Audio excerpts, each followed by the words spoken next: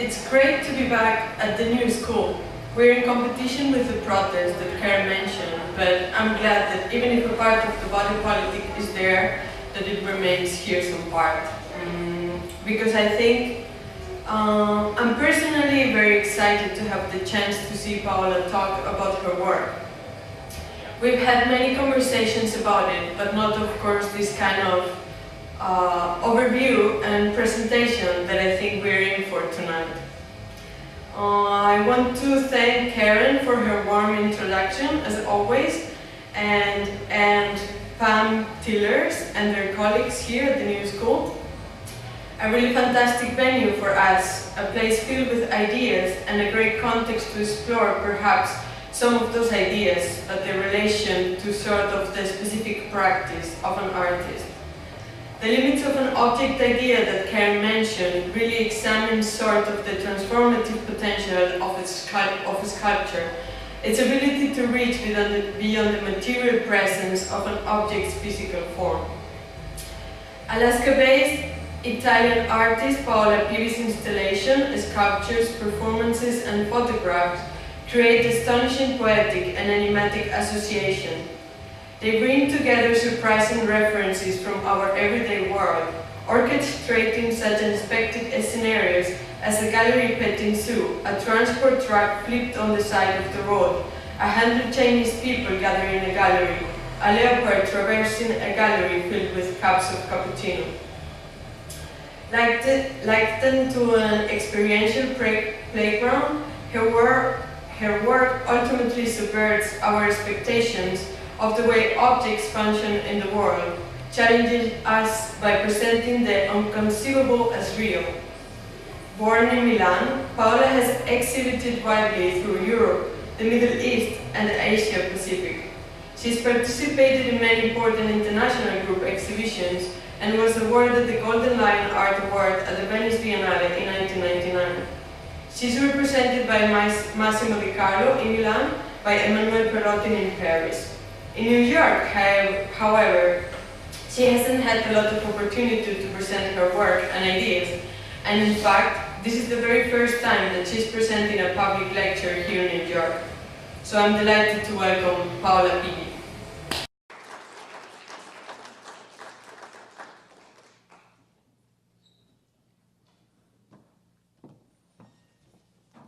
Hello. Thank you for coming.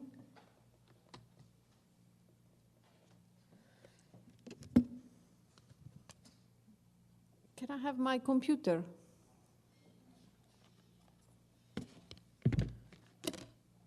I will show you a film from my performance, I Wish I Am Fish. Just 5 minutes.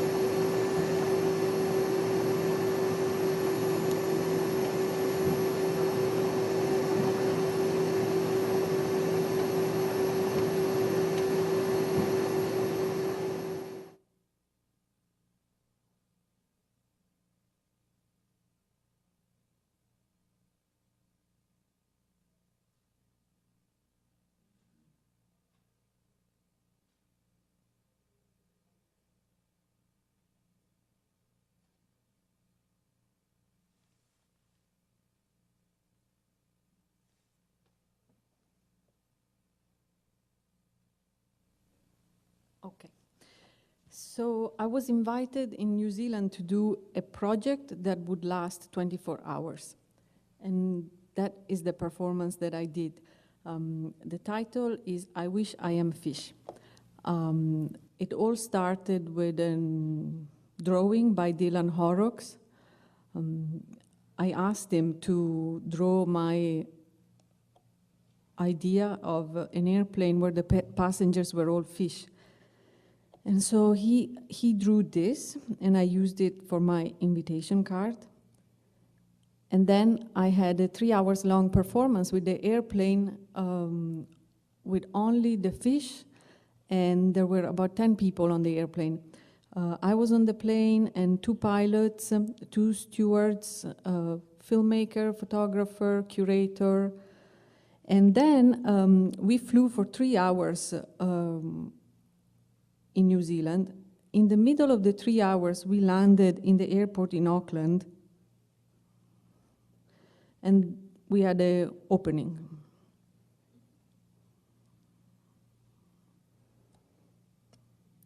So the people could come onto the plane and see the fish.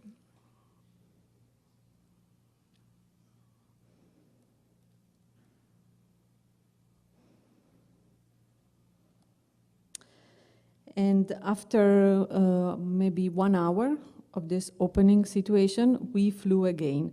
And that's why in the film there are 2 takeoffs, and it takes a long time. You can see it's daytime and then nighttime. The same night, I had to complete the 24 hours project, and so the same night, a video of the performance was projected downtown in Auckland.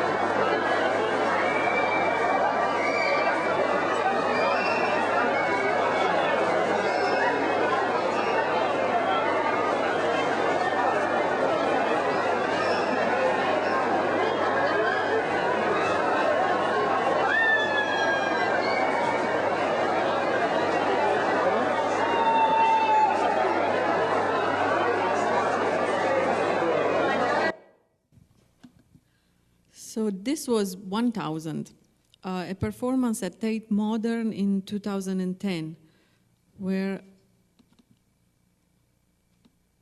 I asked 1,000 people to come and be performers and scream one scream, only one breath altogether. And it was important for me that it was unrehearsed. So the people that you see here on this part of the Turbine Hall at Tate Modern are the performers, all this group. And this is the audience, and this is the audience, and this is the audience. And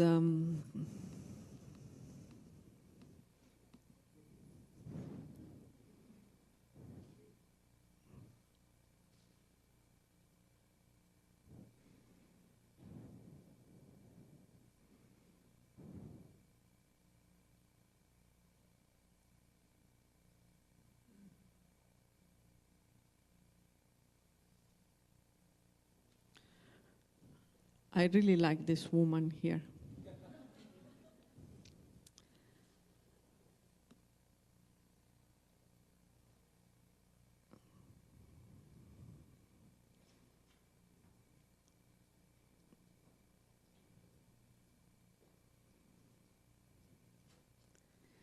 This work was very traumatic because it was the biggest I've ever done and the shortest I've ever done. So it was over in 40 seconds, the scream of the performers. The other screams that you heard afterwards were the screams of the audience. And I never had such a strong down mood after an artwork as in this one. And now I would like to show you another 5 minutes film from my performance 100 Chinese in 1998.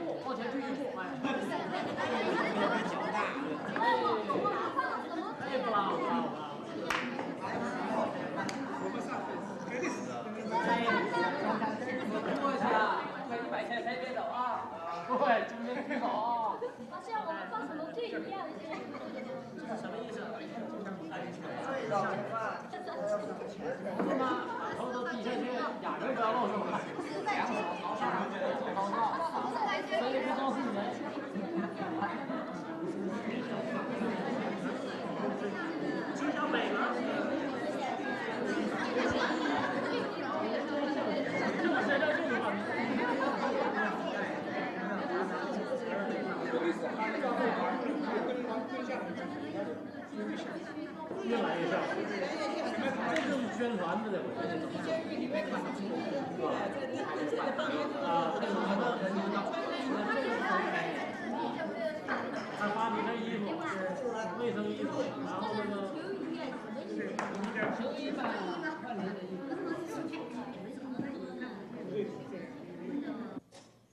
I redid this performance 7 years later at the Frieze Art Fair in the booth of the Wrong Gallery, invited by Massimiliano Gioni, Maurizio Catalan, and Ali Subotnik. And this time, only 50 Chinese were doing the performance. I think there is a huge difference between 1998 and 2005. And in the art world and in the relationship with Chinese people.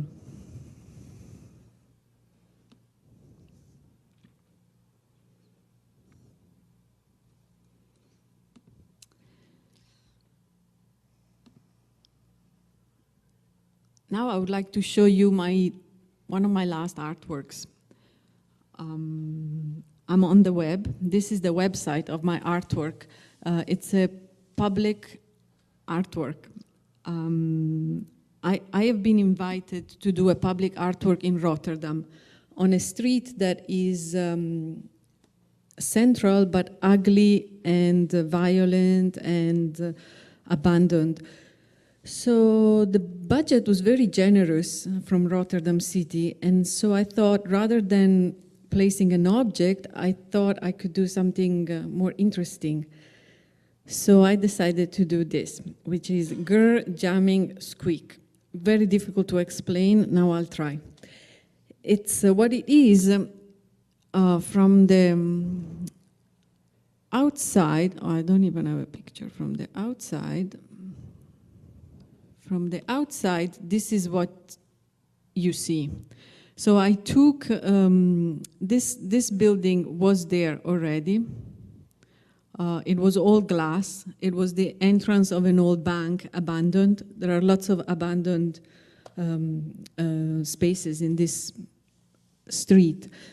And I turned this empty space into Grr Jamming Squeak, which is a recording studio, like a professional recording studio for musicians to record. But the studio was open for free to anybody. And it was open for about 14 months. And inside the studio, there were always two people working, one sound engineer and another person, I always call him the manager of the studio. So the only thing was that the studio was available together with all the microphones, computers, sound engineer, manager. It also had 20 musical instruments like a guitar, piano, drum set, flute, electronic synthesizers. But people had to use also some sound of animal when they used the studio, when they created music or performed music or recorded music or jammed inside the studio. So the studio offered 100 different recordings of animal sounds. So I will give you some examples. So I'm using the website because the point of this work is that it's an artwork, but it's public, it's for everybody. It was absolutely free, I forgot to say. So these are some examples of the 100 animals that were available. So some coyote, for example.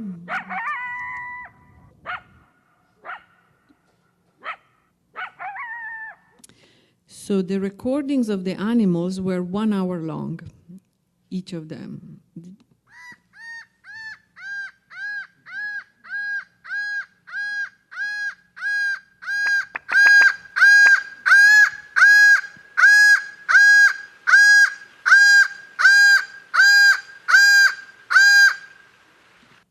Some animals are very surprising. This is the walrus.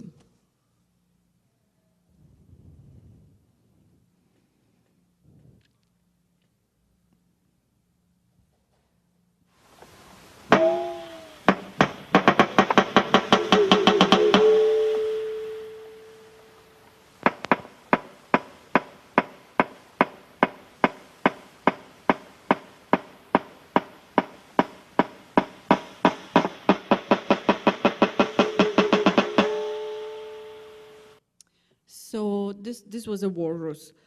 The animal sounds were given to me by the Macaulay Library at the Cornell University here in the US. And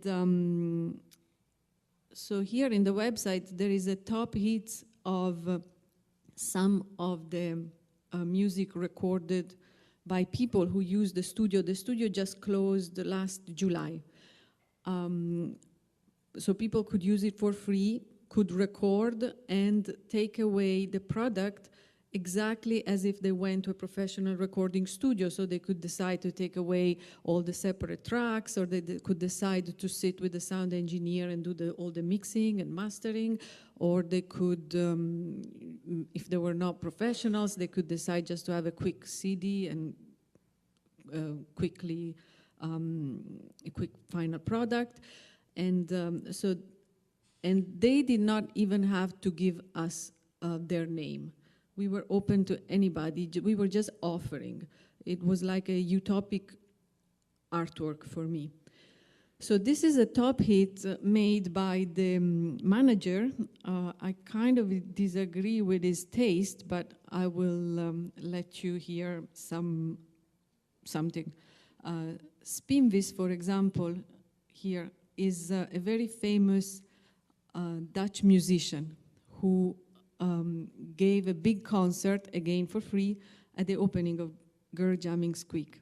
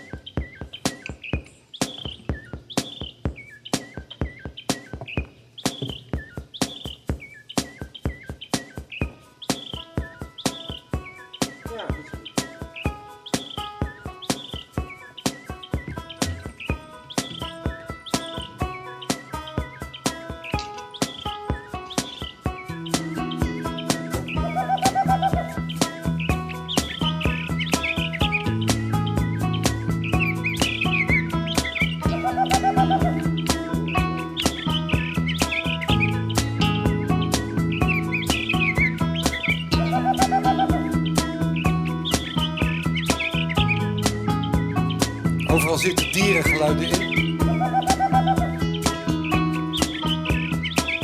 Van hele lieve dieren.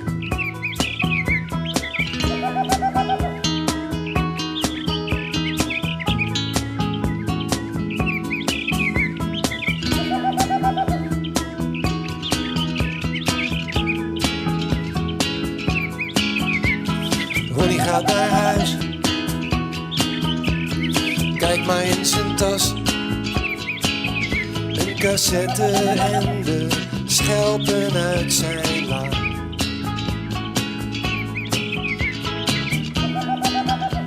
Het ging een tijdje slecht. Okay, it's on the web, so if you want to listen the whole song, it's available. But for example, I would like to listen a minute to the first. It's just a child who went there with mama and Zullen we samen doen? Nou ja, Oké, wat dan? A one, two, three, four. Schaapje. Heb je weten wat... Hé, kom je? Ja. Ja, Ja, drie zakken vol. But so the studio was available really to everybody. my ideal was, for example, an uncle could go there with the nephew and they could do a professional CD and go home and teach each other, and forcing people to use animal sounds, of course, meant forcing people to let go of a certain structure and a little bit forcing people to improvise and to be more primitive and to acknowledge existence of animals, and the studio also gave free events where when the studio invited artists or musicians or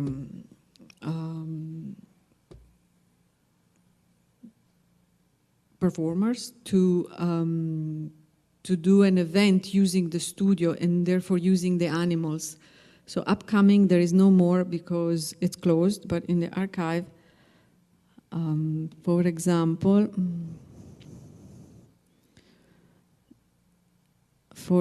David Cunningham, this event was organized by me personally. Incredible artist and musician from London came to the studio and gave a free concert. And all these were A Constructed World. All these were other free events by local bands and artists or international musicians stopping by and so on. And it says booking here because for shy people it could also be booked with closed doors. Always for free, always with the sound engineer and the manager, just assisting you and giving you the microphone and this, and do you want to play the wolf or do you want to play the guitar? Or of course, this art comes also from my life in Alaska, where people jam together and animals are always around the corner. And now I'd like to show you some photos from Girl Jamming Squeak to try to give you an insight.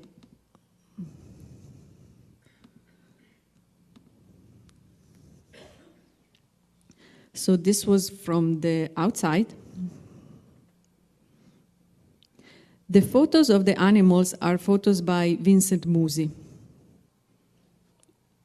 who did them for National Geographic, trying to picture the mind of the animal. This was the inside from upstairs. There were 2 floors upstairs. This was the opening concert by Spinvis. So this is the recording room. Spinvis is inside the recording room and the audience is outside in the outside the recording room, the soundproof recording room. So this is the inside the artwork, but outside the recording room, which had large windows to allow. This was upstairs. On top of the recording room, there was a listening lounge. This was the work at night.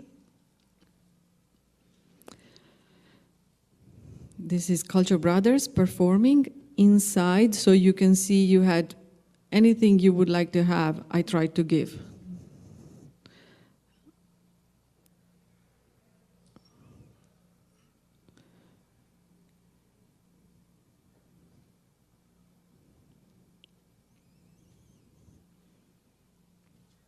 This photo, I put it here because it kind of shows what I wanted to create. This comes from the event by A Constructed World, Australian artists now living in Paris. Jeff with a white and Jackie at the right are A Constructed World. And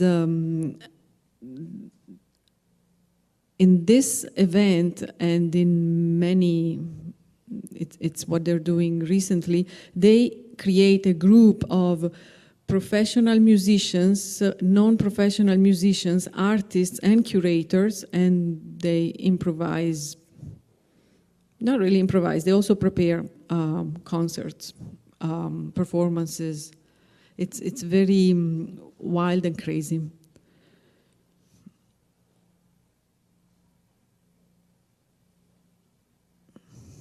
This was from the performance of David Cunningham.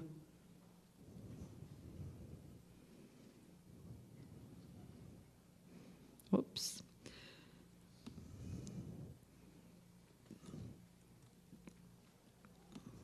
I'd like to show you like a minute of the performance of David Cunningham.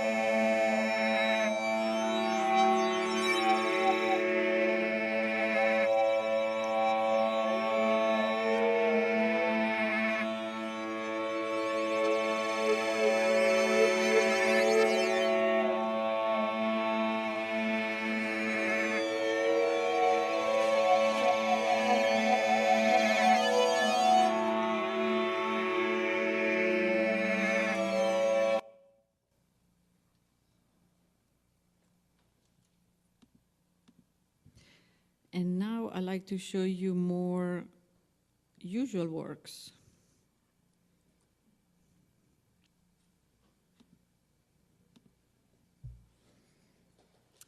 This is a helicopter upside down in a public square in Salzburg, 2006.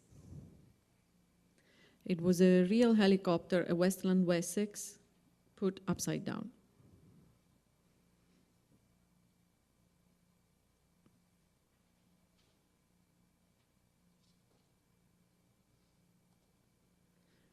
And this is entitled Zebras, and it's a photographic work.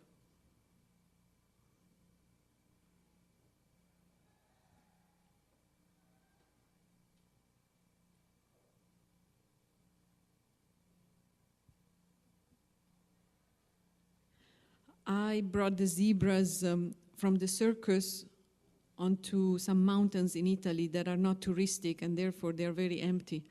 And for 2 days, we left the zebras free, and we just followed them and took pictures of them. So it's a performative work, but the performance was private because the audience would have disturbed. And so I show it as a photographic work only.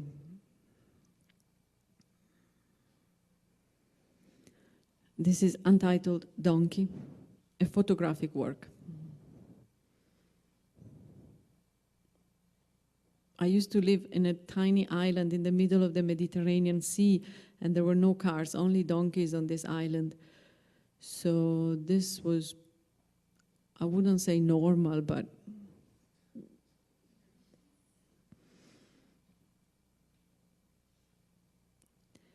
and this is 1 cup of cappuccino, then I go. A performance that I did in 2007 in Kunsthalle Basel. This is a photographic work from the performance. In this case, I wanted the performance to be public. Over the 2 big rooms of the ground floor of the Kunsthalle Basel, at the end, I built a huge cage that spanned across the two rooms. So the leopard inside the cage could go in two rooms, and the people also could go in the same two rooms, but outside of the cage. There were two doors, one inside the cage and one outside the cage, between the two rooms. And I wanted to do a public performance, but I decided to do pictures in the morning and film in the morning, and then the public performance at 6 o'clock. But immediately when the leopard was delivered, the leopard was very, very, very scary. And the policeman who was there, I guess it was necessary to have a policeman there when we have a leopard, immediately said, "You don't have permission to show it to the people." So, well, you know, there was not even the point to start a conversation with the director to decide whether we can show something so scary or not to the audience. I wanted to put a sign, tell the audience it's going to be scary, come in at your own choice. And but anyway, the police took away the permission, so we did not have to go into this discussion. The director, Adam Sinsmik, was of the opposite idea. He thought there was no time to prepare the sign in a professional way, which was true, and therefore he thought, or maybe that was a little bit of an excuse, but he thought that it's not right to show art that is very, very scary to people. You know, people could get sick or something. And so the performance in the end was only private, because the leopard was taken out of the cage right at 6 o'clock when the opening started. And this is another photographic work. It's a one-way from the same performance, of course.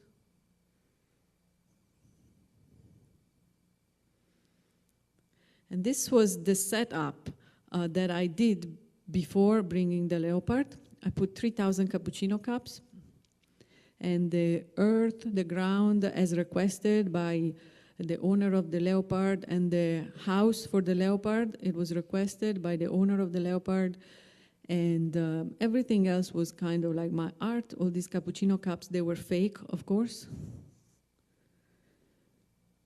And then this is how the leopard did it. In 5 minutes, everything was upside down.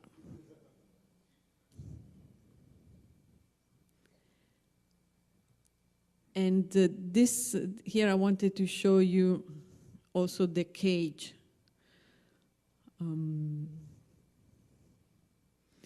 We were really, really, really terrified. The cage was built by the main technician of the museum. And up at the very top, 6 meters high, there was a hole, you see, between the windows and the... So we spent 2-3 weeks before the arrival of the leopard debating, you know, is the fence strong enough, and will the leopard find a hole?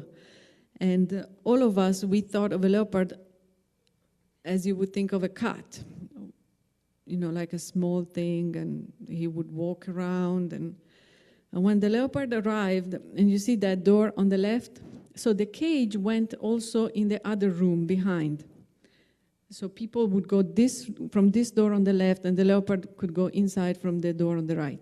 So when the leopard arrived, there was this huge wooden crate, and already it was, the leopard inside the crate was moving, the whole crate was going like, and so then, because it had been in the truck, I think, for 2-3 hours, so it wanted to run. So as soon as we put the leopard, the crate was put next to the door, and the leopard went inside, and the leopard started running like finally, you know, he can stretch, and he started running everywhere.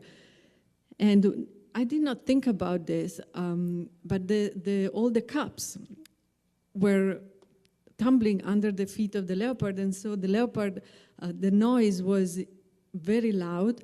And we human beings, we hear that noise of breaking cups only when we are fighting or when there is an earthquake.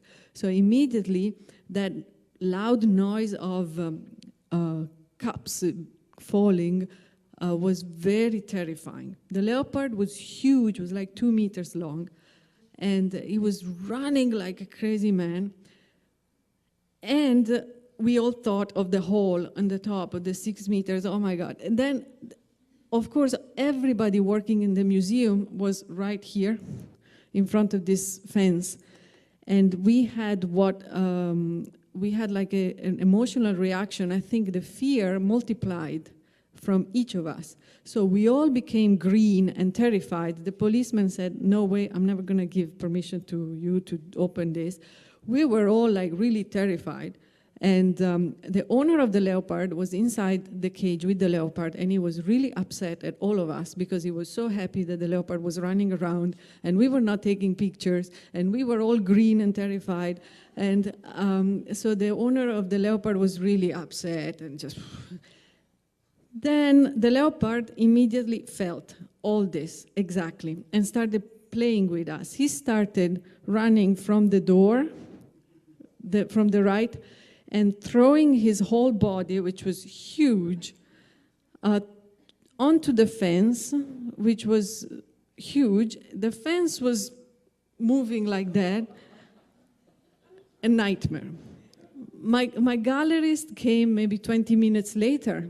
She came in from there, and she found 30 people here, green and sweating, and big signs under our eyes. We're like in a panic, and she's like, okay, what's wrong? So it really happened, this emotion growing in the group.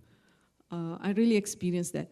But anyway, and then at 6 o'clock, the leopard was taken out, and the public came in, and you could tell that something not human had moved all the cups, and there were marks of the feet of the leopard everywhere in the walls, and so the installation was very much working for me anyway.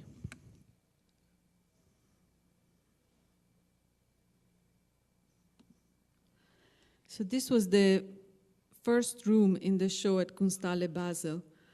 These sculptures are 2 meters high, like 6 feet high, and they are made of those ribbons that flowers are tied. If you buy flowers, you get the ribbon. So these are thousands and thousands and thousands of ribbons hanging from here and loose at the bottom, and it's all full.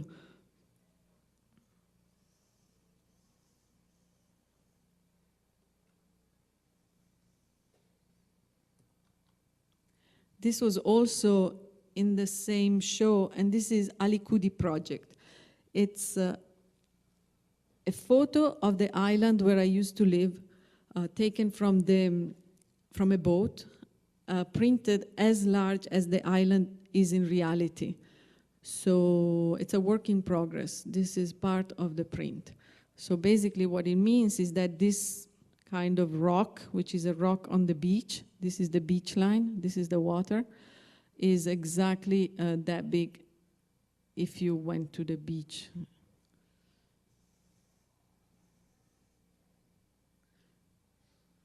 This is, have you seen me before?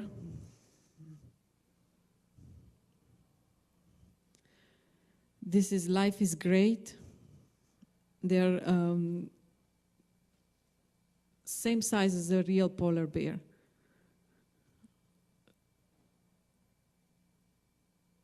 I guess it's 9 feet tall. This is What's My Name?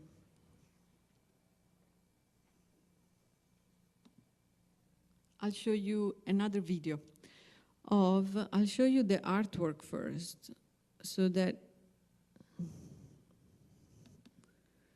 this is called, It's a Cocktail Party. The liquids are ink, orange juice, but in the video I used olive oil. This is red wine, water, facial cream, espresso coffee. In the middle is water and almond syrup, and then glycerin in the back, and the green one is water and asperula syrup.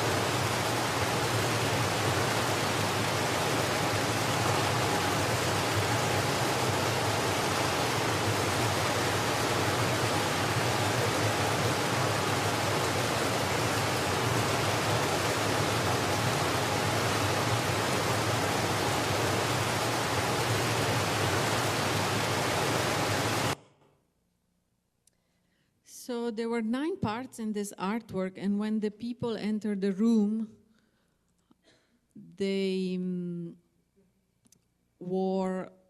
I gave them these plastic raincoats because there was a lot of splashing.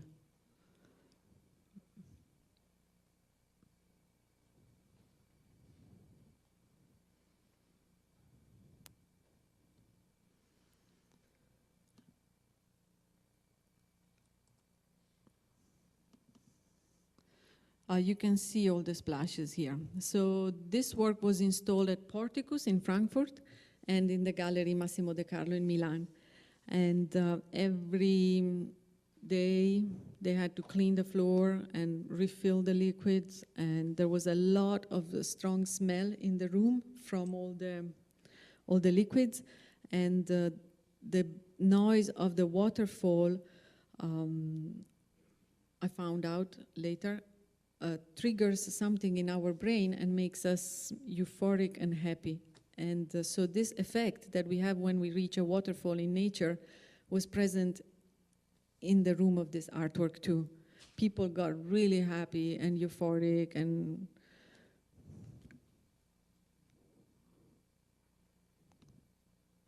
yeah, maybe I want to show you actually more pictures about this.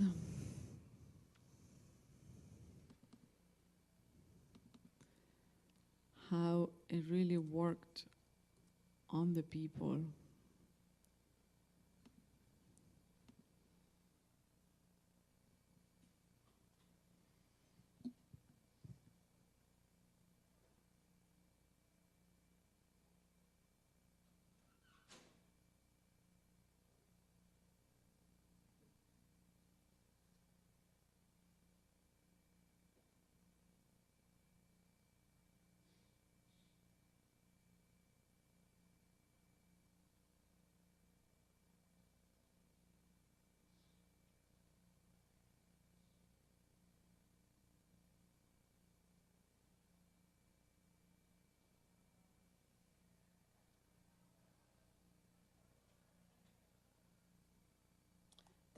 That's what I wanted to show you. It really brought out this kind of behavior from people.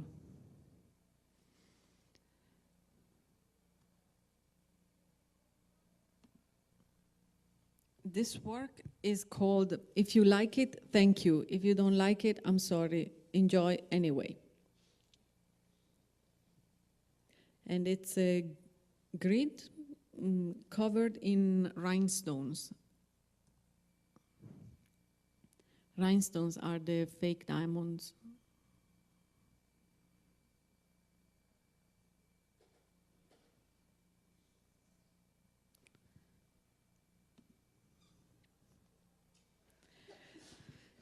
This is what goes round, art comes round. It's an installation with 24 bear rugs. The bear rugs are fake. This is from Galerie Emmanuel Perrotin.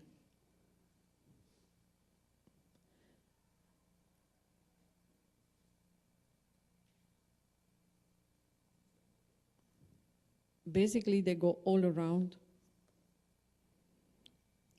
This is Untitled Pearls.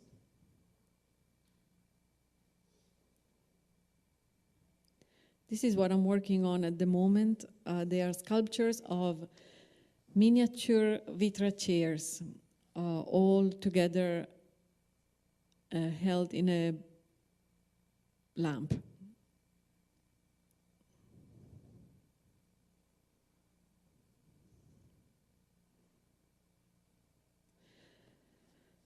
This is called Interesting, a performance with white animals roaming free in the space. I did this in my solo show at Trussardi Foundation, invited by Massimiliano Gioni. So the visitor would come in from where we are, and first there was a room with fish and white fish in tanks and some other white birds in big, I don't know the name, those big cages for birds. And then the visitors would come in here and have this view, and they would be greeted by a person working for the show who would accompany them through the room, because of course it can be a little bit sketchy to walk through the animals. And the show lasted for a long time, maybe 6 weeks. And there was a big social life going on amongst the white animals.